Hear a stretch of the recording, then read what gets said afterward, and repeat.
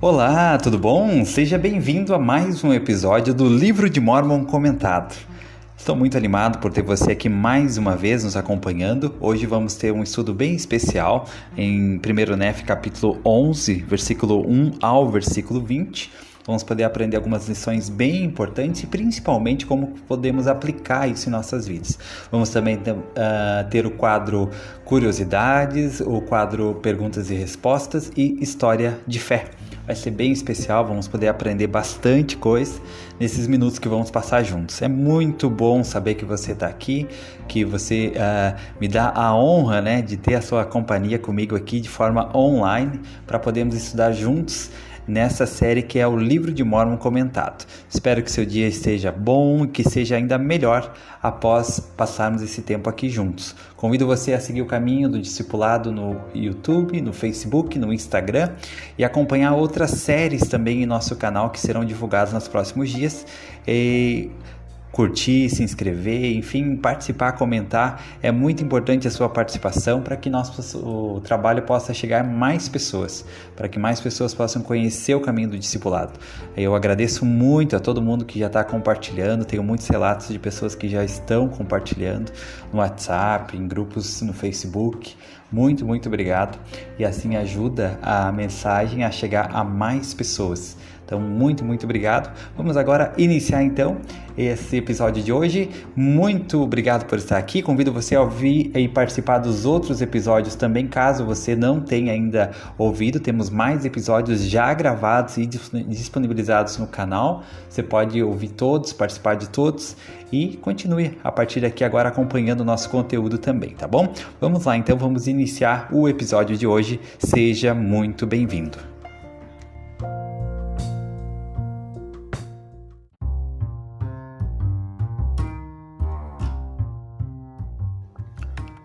Curiosidade. Você sabia que nas primeiras edições do Livro de Mórmon, os livros de 3º Nef e 4º Nef não tinham esses nomes? O livro de 3º Nef se chamava O Livro de Nef, o filho de Nef, que era o filho de Elamã. E o livro de 4º Nef se chamava O Livro de Nef, que era filho de Nef, um dos discípulos de Jesus Cristo. Após a revisão de 1879, é que os livros começaram a ser chamados então de 3º Nef e 4º Nef.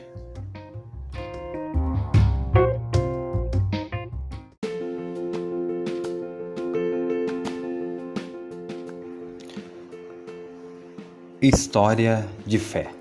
Essa história foi contada pelo presidente Russell M. Nelson na Conferência Geral de outubro de 1990. Ele falou: "Há pouco tempo, uma jovem e bela mãe pediu-me que a aconselhasse quanto a uma decisão muito difícil que devia tomar. Dizia respeito a uma importante cirurgia que ela estava pensando em se submeter. As consequências de sua escolha afetariam seu marido e também a família. Disse-me ela: sinto dificuldade em tomar decisões, até mesmo em escolher o que vou vestir a cada manhã. A irmã não é muito diferente das outras pessoas em geral, repliquei. Todos nós temos de fazer escolhas. Esse é um dos grandes privilégios da vida. Contei àquela encantadora senhora que aos médicos e meus colegas regularmente são feitas perguntas sobre o corpo humano. Algumas delas são relacionadas a intervenções cirúrgicas para salvar a vida de uma parte do corpo. Outras a procedimentos facultativos para alterar sua estrutura ou função. Mas recentemente muitas delas são sobre a escolha de abortar a vida de um novo ser humano que se está formando. Ironicamente, tais escolhas negariam ao ser em desenvolvimento tanto a vida como a própria escolha. Fiz ver à minha interlocutora que perguntas relacionadas ao nosso corpo representam somente uma fração das escolhas mais desafiadoras da vida. Outras incluem: onde viverei? O que farei com a minha vida? Qual é a causa merecedora de meus esforços e bom nome? Essas são apenas algumas das muitas escolhas que temos que fazer diariamente. Não vou revelar o nome da irmã nem especificar o tipo de operação que ela pensava em fazer. Se eu fizesse, chamaria a vossa atenção para um tópico específico e me distanciaria daqueles princípios fundamentais que regem a tomada de decisões geralmente importantes. Como nós todos temos de enfrentar escolhas difíceis de tempos em tempos, estendo um convite a outros para que se juntem a nós na continuação de minha conversa com a jovem mãe. Sugiro que antes de qualquer escolha, façais a vós mesmos 3 perguntas. Quer vossas decisões sejam diárias e rotineiras ou únicas na vida. Uma reflexão séria sobre essas 3 perguntas vai ajudar a esclarecer as suas ideias.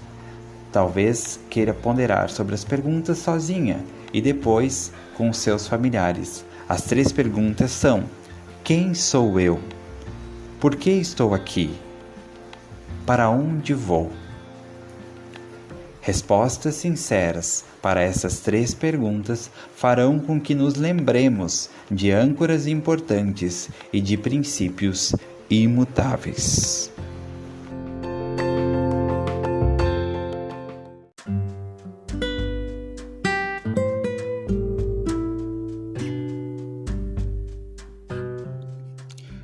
Primeiro Nefi, capítulo 11, versículo 1 ao versículo 20. Pois aconteceu que depois de haver eu desejado saber as coisas que meu pai tinha visto e acreditado que o Senhor teria poder para torná-las conhecidas a mim, enquanto estava eu sentado, ponderando em meu coração, fui arrebatado pelo Espírito do Senhor. Sim, a uma montanha muito alta, que eu nunca vira e sobre a qual nunca havia posto os pés. E o Espírito perguntou-me: que desejas tu? E eu respondi: desejo ver as coisas que meu pai viu. E o Espírito disse-me: acreditas que teu pai tenha visto a árvore da qual falou? E respondi: sim, tu sabes que acredito em todas as palavras de meu pai. E quando eu disse essas palavras, o Espírito bradou em alta voz, dizendo: Hosana ao Senhor, o Deus Altíssimo, pois Ele é Deus sobre toda a terra.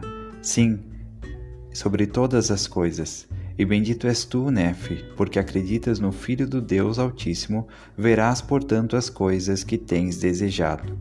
E eis que isto te será por sinal.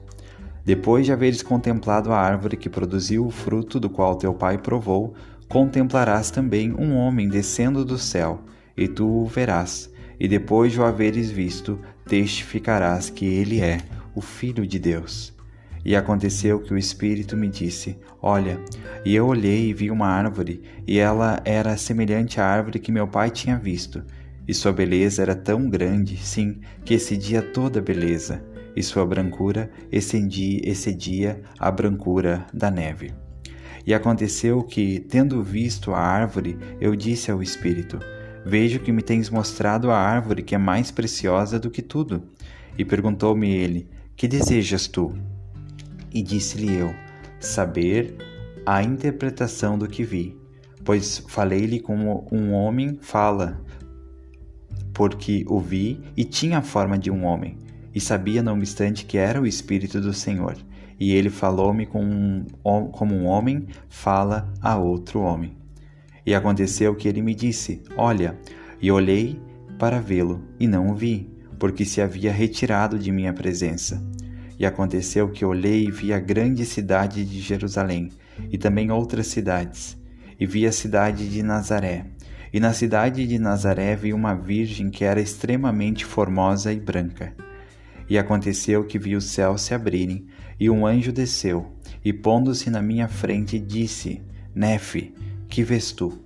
E eu respondi: uma virgem, mais bela e formosa que todas as outras virgens. E disse-me ele: conheces tu a condescendência de Deus? E disse-lhe eu: sei que ele ama seus filhos. Não conheço, no entanto, o significado de todas as coisas. E disse-me ele: eis que a virgem que vês é a mãe do Filho de Deus, segundo a carne. E aconteceu que eu a vi ser arrebatada no Espírito, e depois de haver sido ela arrebatada no Espírito, por um certo espaço de tempo, o anjo falou-me, dizendo: olha, e eu olhei e tornei a ver a Virgem carregando uma criança nos braços.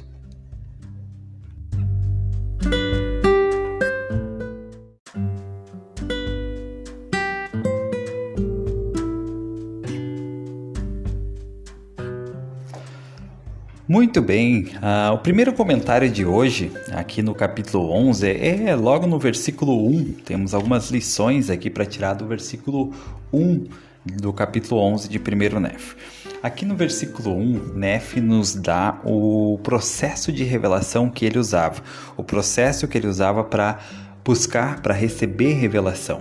E é algo que nós também podemos aplicar esse mesmo processo na nossa vida, nos nossos desafios. Aqui Nef falou: pois aconteceu que depois de haver eu desejado saber as coisas que meu pai tinha visto e acreditando que o Senhor teria poder de torná-las conhecidas a mim, enquanto estava eu sentado, ponderando em meu coração, fui arrebatado pelo Espírito do Senhor, sim, a uma montanha muito alta, que eu nunca vira e sobre a qual nunca havia posto os pés.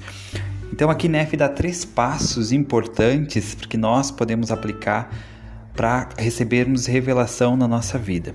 Então o primeiro passo, ele diz assim, depois de haver eu desejado. Então ele desejava receber mais conhecimento, receber mais luz, receber revelação. Então, o primeiro passo é o desejo. O segundo diz assim, acreditando que o Senhor teria poder de torná-las conhecidas a mim. O segundo passo é acreditar que Deus pode sim dar revelação, que Ele pode sim dar mais luz e conhecimento para cada um de nós. Então, o segundo passo é acreditar. O terceiro, ele diz assim, ponderando em meu coração, fui arrebatado pelo Espírito do Senhor. Então, ele ponderou. Então, o terceiro passo é ponderar. Então, os 3 passos que nós aprendemos com o Nef aqui, para podermos receber revelação na nossa vida pessoal também, primeiro, desejar. Segundo, acreditar que é possível, que o Senhor vai nos dar a revelação. E terceiro é ponderar. Ponderar no coração sobre aquelas coisas que nós estamos buscando mais luz e conhecimento. Elas precisam estar em nosso coração. Não adianta simplesmente eu dizer que eu desejo, eu acreditar, mas eu não reservar um momento, um tempo para ponderar sobre essas coisas, para avaliar elas no meu coração, ver se daqui a pouco eu não tenho já a resposta. Talvez eu já tenha a resposta, ou talvez a resposta já está ali diante de mim, eu só preciso olhar por outra perspectiva para reconhecer a resposta. Então esses 3 passos são muito importantes no processo de revelação para cada um de nós. Primeiro, desejar. Segundo, acreditar. E terceiro, ponderar. Então nós também poderemos receber nossas próprias revelações pessoais para a nossa vida, para nos guiar no caminho do discipulado.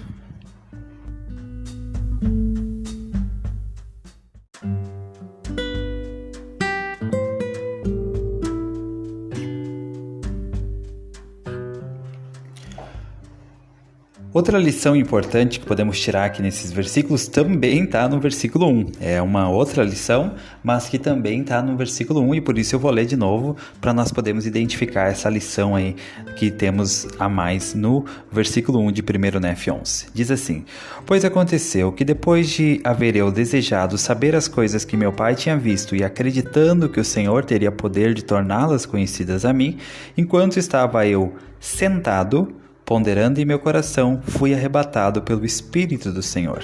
Então observe aqui essa expressão que Nef usou. Enquanto estava eu sentado. Nef estava sentado, ele não estava caminhando, ele não estava correndo de um lado para o outro, ele não estava na correria do dia a dia, ele não estava indo em alguma direção enquanto ele buscou revelação. Ele parou e ele sentou, ele estava sentado. Isso significa que ele dedicou aquele tempo para buscar aquela revelação, para ir atrás daquela revelação que ele queria, para ponderar sobre aquelas coisas. Então me chama muita atenção essa expressão, que Nef estava sentado. Ele deixou escrito, registrado essa expressão aqui em 1 Nef 11, versículo 1. Enquanto estava sentado. Então, foi nesse momento que Nef recebeu a revelação, que ele estava ponderando e ele recebeu a revelação para poder saber o que fazer na sua vida. Então, que nós possamos aplicar essa mesma lição na nossa vida. que na maioria das vezes nós não vamos receber revelação enquanto estivermos na correria, enquanto estivermos correndo de um lado para o outro, ainda que nós estejamos correndo de um lado para o outro por motivos elevados e bons e corretos, ainda assim é importante que nós paremos por alguns momentos, nos sentemos também, usando a expressão de Nefe, para que nós possamos ponderar sobre as coisas do Senhor, para que nós possamos meditar, e assim o Espírito vai poder falar conosco. Foi quando Nefe sentou que ele então começou a ponderar e o Espírito veio e arrebatou ele para uma montanha muito alta, né? A montanha da revelação. Então, que nós possamos ponderar e aplicar esse princípio de sentar-se também. Sentar-se para ouvir as coisas do Senhor, sentar-se para dar atenção para as coisas do Senhor e não deixar com que a correria do dia a dia, a correria da nossa vida, faça com que nós não tenhamos um tempo ao Senhor, um tempo dedicado para Ele e para nós também, porque na verdade quando nós fizemos esse processo de sentar aos pés do Salvador para ouvir suas palavras, ponderar suas palavras, nós estamos fazendo o bem maior para nós mesmos, porque nós sairemos mais fortalecidos, edificados e com as respostas que nós tanto queremos e precisamos na nossa vida.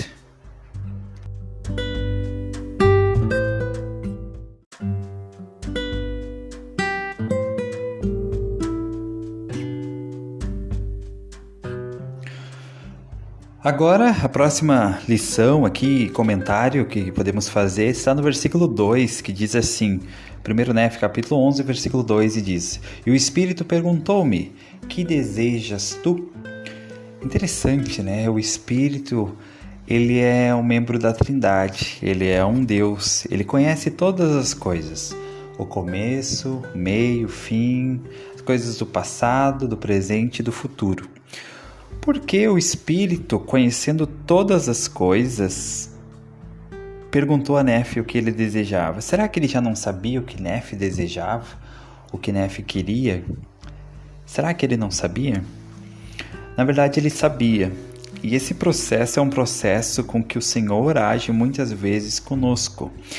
Ele já sabe, mas ele pergunta, quase uma pergunta retórica. É uma pergunta para poder saber, na verdade, se nós sabemos o que queremos, se nós temos clareza do que queremos. O Espírito perguntou para Nefe, que desejas tu? Ele já conhecia o coração de Nefe, mas ele queria ter certeza que Nefe tinha certeza que ele sabia o que ele desejava. E nós, se você e eu, se o Senhor perguntar para você agora, o que desejas tu? Nós temos clareza sobre aquilo que nós desejamos ou nossos desejos são desejos genéricos, né? Eu desejo paz, desejo alegria, desejo uma família feliz, desejo bênçãos. São bons desejos, mas talvez o Espírito, se nós respondêssemos isso como quando ele perguntou para Nefe, talvez ele ia explorar um pouco mais essa pergunta, até que ela se tornasse algo mais objetivo e mais concreto. Então, o que desejas tu? Você sabe o que você deseja? Você tem clareza quanto àquilo que você deseja na sua vida? Além de coisas boas, além de bênçãos, além de coisas boas para as pessoas que você ama, para a sua família, mas quais coisas você deseja? O que você deseja? Você tem clareza? O Espírito queria saber se Nefe tinha clareza quanto àquilo que ele desejava. E da mesma forma, o Senhor deseja que nós possamos ter essa clareza. Que coisas nós desejamos? Esse episódio de perguntar isso se repetiu mais aqui no capítulo 11, né? Ele repete mais vezes em que isso acontece aqui no capítulo 11. E o Espírito perguntando para Nefe o que deseja. Temos também quando o Salvador apareceu aos nefitas, seus discípulos, ele apareceu no meio deles e ele também perguntou o que eles desejavam. E cada um teve que falar. Então o Senhor deseja ouvir a nossa voz, ouvir de nós o que nós desejamos. Ele quer ouvir de nós. Então o que você deseja? Você tem clareza? Você já parou para pensar sobre isso? Sabe, o que você deseja, o que você mais deseja hoje, né? E o que você mais deseja na sua vida? Quais são os desejos do seu coração? Eles são desejos dignos que você não teria vergonha de falar para o Senhor após Ele perguntar: que desejas tu? Eles seriam desejos justos, caridosos, bondosos, elevados? Ou você ficaria com vergonha de dizer ao Senhor o que você realmente deseja? Porque talvez Ele não ia se agradar ou não ia concordar com você. Então, ponderar sobre essa pergunta é algo poderoso e nos ajuda a entender vários aspectos. Primeiro, que os nossos desejos devem estar em sintonia com a vontade de Deus, com os desejos do Senhor. E segundo, é que nós precisamos ter clareza quanto aos nossos desejos. Nós precisamos ter clareza. O Senhor deseja que nós tenhamos clareza quanto àquilo que nós desejamos. E isso se aplica à nossa vida pessoal. O que eu mais desejo na minha vida pessoal nesse momento, ou nas próximas semanas, nos próximos meses? E em família, o que mais a nossa família deseja, precisa, que nós desejamos, estamos buscando? Em coro, em grupo, em ala, em estaca, o que nós desejamos? Qual é o nosso desejo principal?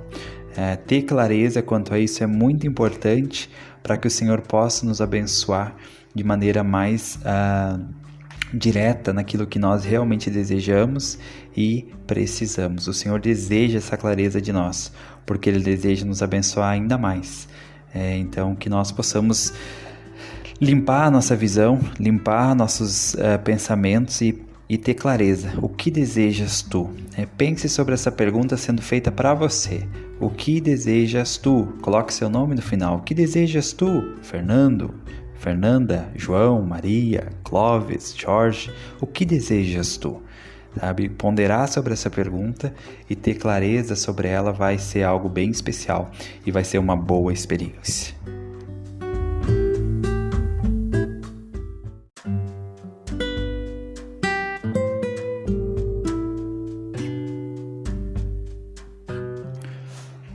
Próximo comentário, vamos usar aqui no capítulo 11, versículo 13 em diante, diz assim, fala sobre Maria. Maria, diz assim, ó: E aconteceu que olhei e vi a grande cidade de Jerusalém e também outras cidades, e vi a cidade de Nazaré. E na cidade de Nazaré vi uma virgem que era extremamente formosa e branca. E aconteceu que vi o céu se abrir e um anjo desceu e pondo-se na minha frente disse: Nefe, que vês tu? E eu respondi: uma virgem mais bela e formosa que todas as outras virgens. E no versículo 18 ao 20 diz: E disse-me ele: Eis que a virgem que vês é a mãe do Filho de Deus segundo a carne. E aconteceu que eu a vi ser arrebatada no Espírito. E depois de haver sido ela arrebatada no Espírito por um certo espaço de tempo, o anjo falou-me dizendo: Olha. E eu olhei e tornei a ver a virgem carregando uma criança nos braços. Então, Maria foi uma grande mulher, uma das maiores mulheres que já existiram nessa terra. Ela foi escolhida para ser a mãe do Salvador Jesus Cristo. Ela que educou o Salvador Jesus Cristo, cuidou dele, alimentou, protegeu ele, ajudou ele a crescer, se desenvolver, deu amor a ele. Ela que já sabia quem ele era antes dele nascer. Com o tempo teve que aprender a conviver com isso, a educar o menino Jesus para que ele crescesse em segurança, para que ele cumprisse a sua missão. A Maria, ela estava prometida a José, como se fosse uma noiva. E conforme estudiosos falam, naquela época, a idade com que se fazia isso com as moças era entre 12 e 16 anos. Então, Maria tinha entre 12 a 16 anos. Essa é a idade que Maria tinha na época quando isso aconteceu, quando essa experiência aconteceu com ela. E isso pode parecer um pouco assustador, né, por ela ser tão jovem, mas esse era um costume da época, era a idade com que as moças, elas já ficavam prometidas, noivas, né, entre 12 e 16 anos. Então é um consenso, né? Não tem nada exato, mas é um consenso de estudiosos, teólogos, que a idade de Maria seria em torno de 14 anos. Maria tinha em torno de 14 anos quando ela teve essa experiência sagrada aqui de gerar o Salvador. E isso é interessante pensar. Quem mais você conhece de 14 anos que teve uma grande influência na história da humanidade? Joseph Smith. Não é interessante que o Senhor escolha jovens para iniciar grandes obras? Quando o Salvador veio ao mundo, era o início de uma nova dispensação. Foi uma nova dispensação que se iniciou com o Salvador vindo ao mundo.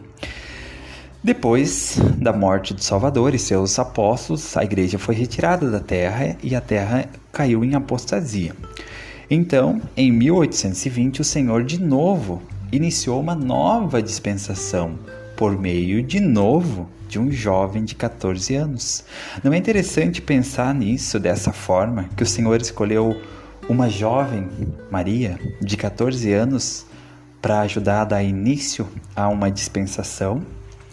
Séculos depois, escolheu um jovem de 14 anos, Joseph Smith, para dar início a uma nova dispensação. É muito interessante para mim pensar sobre isso e dessa forma. E como o Senhor, Ele confia tanto nos jovens. E como os jovens têm um potencial e um poder de fazer grandes coisas. Grandes coisas. Não há dúvida disso quando nós vimos o que Maria fez como uma jovem e o que Joseph Smith fez como um jovem. Então, é um aprendizado muito interessante que nós podemos tirar aqui desses versículos. E vamos falar mais sobre Maria em outros momentos, mas Maria com certeza foi muito especial. Ela merece ser estudada e sua vida é um exemplo. É um exemplo. Ela que falou, Senhor, cumpra-se em mim o que tu desejas. Então ela realmente é um exemplo de submissão à vontade de Deus para que se cumprisse por meio dela as obras do Senhor.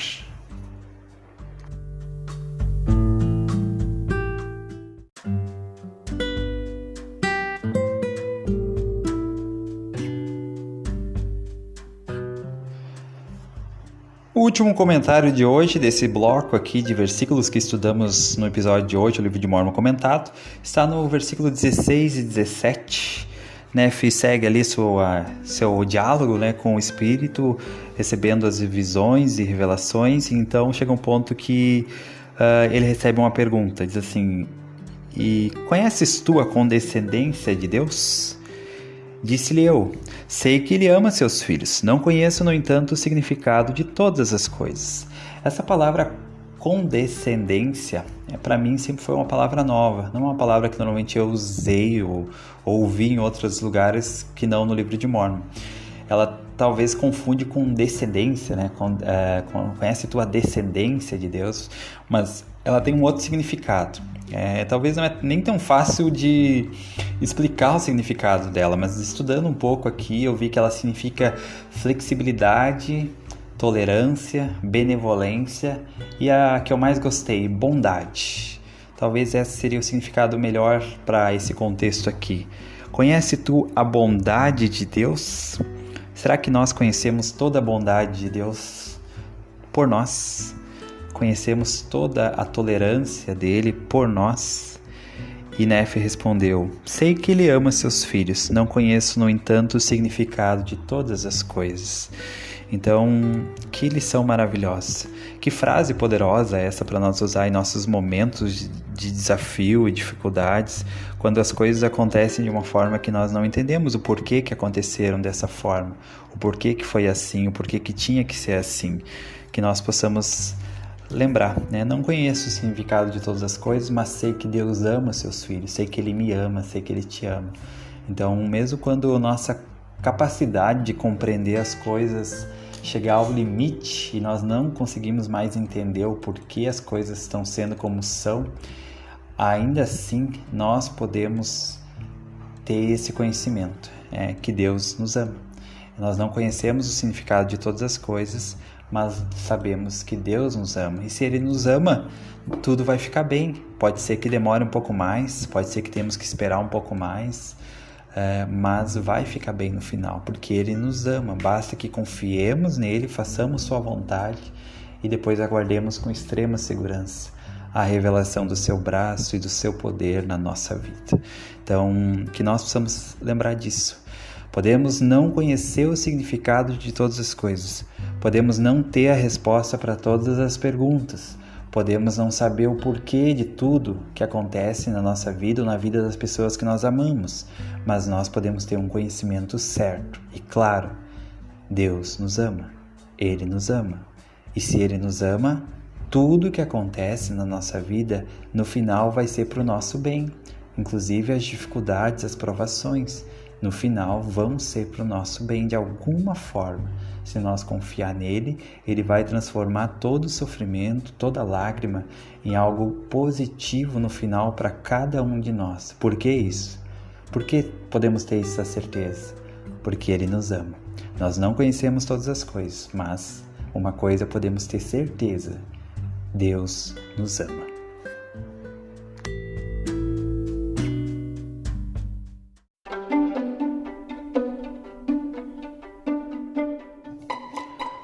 Perguntas e respostas. Essa pergunta chegou da seguinte forma: um amigo está tendo muitas dificuldades para vencer o vício da pornografia.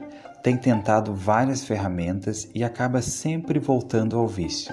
Parece ser mais forte do que a sua capacidade.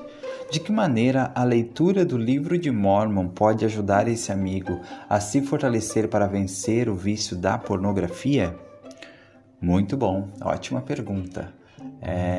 Não existe nenhuma menção à pornografia no livro de Mórmon, como vencer a pornografia. Talvez o mais próximo disso esteja no capítulo 39 de Alma, onde Alma aconselha seu filho Coriantum, que tinha cometido pecado sexual. E ali ele explica um pouco da gravidade que tem o pecado sexual e do que o Coriantum deve fazer para poder se arrepender desse erro que ele tinha cometido e como que ele pode fazer. Então talvez esses conselhos possam ajudar. Mas existe algo mais, né? O livro de Mórmon ele tem um poder também de ajudar nós em qualquer vício, tá? Tem uma história que eu gosto muito que foi contada pelo presidente Hinckley, que ele falou a seguinte história, e essa história ela não vai falar especificamente de pornografia, mas é sobre o vício aqui do cigarro, de fumar. E da mesma forma como ela se aplica ao vício do cigarro, essa história ela pode ser aplicada à pornografia também. Então eu vou compartilhar essa breve história que diz assim, Gostaria de contar outra história a respeito do livro de Mórmon. Foi-me contada por um homem que era um banqueiro na Califórnia. Ele relatou que sua secretária fumava compulsivamente. Ela criara uma dependência do cigarro. Não podia ficar sem ele. Um dia ela perguntou-lhe: como posso parar de fumar? Ele remexeu na sua escrivaninha, apanhou um exemplar do livro de Mórmon e deu a ela. Bom, disse ele, leia isso. Ao que ela respondeu: está bem, vou ler. Alguns dias mais tarde ela voltou e disse: já li umas 200 páginas do livro e ainda não vi a palavra fumar em nenhum lugar, nem mesmo achei a palavra tabaco lá. Não encontrei nada referente a isso. Ele disse: continue lendo. Então, depois de mais alguns dias, ela voltou e disse: li mais 200 páginas, não fala nada sobre fumo, nicotina ou qualquer outra coisa associada ao tabaco. Ele disse: continue lendo. Uns 3 ou 4 dias depois, ela retornou e disse: li o livro inteiro. Não vi nada sobre tabaco, nem vi nada sobre o fumo no livro. Então ela completou: mas por meio da leitura desse livro, recebi uma influência, um poder em meu coração que tirou de mim o desejo de fumar. E isso é maravilhoso. Então essa história mostra como o livro de Mórmon tem um poder. Mesmo que ele não mencione nada especificamente sobre cigarro, nicotina, ele pode ajudar uma pessoa que tem vício com cigarro ou nicotina a tirar a intensidade daquela vontade, né, de continuar no vício, né? Ele traz um poder, uma influência que tira o desejo de fumar ou qualquer outro vício. O mesmo se aplica à pornografia. O livro de Mórmon ele tem um poder que pode ajudar a vencer a praga da pornografia. Mas claro, existem vários graus, vários tipos né, de níveis de vícios, né, em relação à pornografia ou qualquer outro vício. E muitas vezes vai ser necessária ajuda profissional e ajuda até dos líderes, né? O presidente Nelson, ele falou em 2015, disse assim, sobre a pornografia: não caio nesse cativeiro, irmãos e irmãs. Se vocês estiverem olhando pornografia atualmente, parem agora. Procurem a ajuda de seu bispo. Ninguém é capaz de vencer o adversário sozinho depois de ter sido intoxicado pela pornografia. Ela é tão destrutiva quanto a lepra, tão viciante quanto as anfetaminas e tão corrosiva quanto a soda cáustica. Então, pondere sobre essas coisas, tá? Eu realmente sei que o livro de Mórmon tem um poder muito, muito grande de nos ajudar. E caso você achar necessário, procure ajuda. Você nunca está sozinho, tá bom? Então esse foi o nosso quadro de hoje, perguntas e respostas.